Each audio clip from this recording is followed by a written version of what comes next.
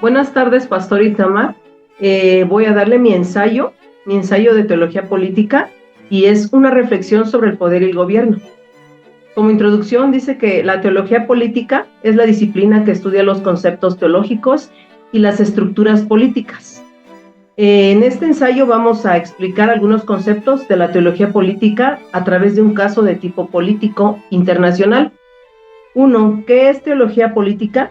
La teología política se enfoca en cómo la fe cristiana informa y transforma la vida política y social.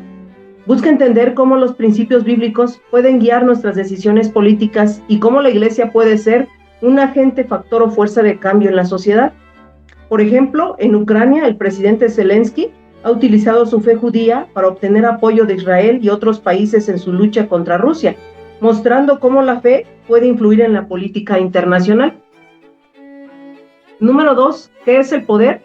El poder es la capacidad de generar impacto positivo o negativo y transformar el entorno. En la Biblia, el poder es autoridad, es capacidad, fuerza divina que viene de Dios a través del Espíritu Santo para servir y capacitar a los creyentes. Punto número 1, poder como autoridad. Dios es el único que tiene autoridad absoluta, la exousia, como decía usted en clase, Salmo 115:3. Número 2, poder como fuerza. El poder humano es limitado y puede ser utilizado para bien o para mal, de acuerdo a Proverbios 16:32. Por ejemplo, en Ucrania, el presidente Zelensky ha utilizado su poder como líder para unificar a su país y obtener apoyo internacional, mostrando cómo el poder puede ser utilizado para bien. En el tema 3 y 4, ¿qué dice la Biblia del poder? La Biblia enseña que Dios es el origen de todo poder, la exousia nuevamente, de acuerdo a Romanos 13:1.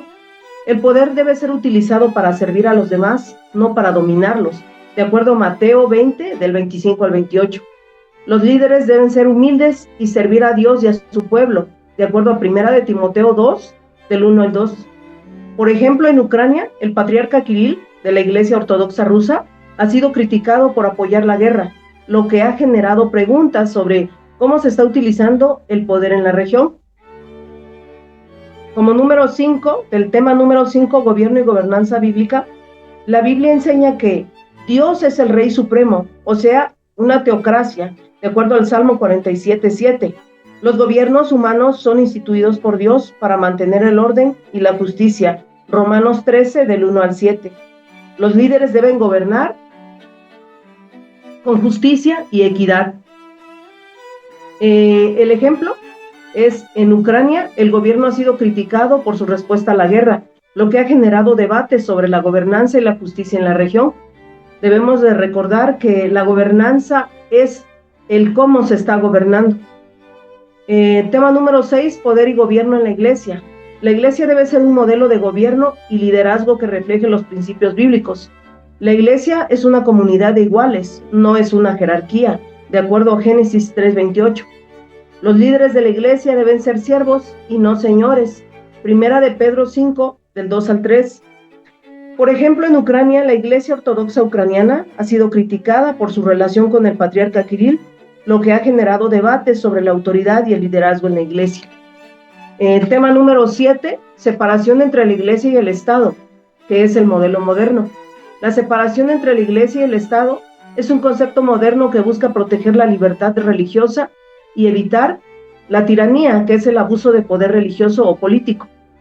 La Iglesia debe ser libre para predicar el Evangelio sin interferencia del Estado, de acuerdo a Hechos 4:19.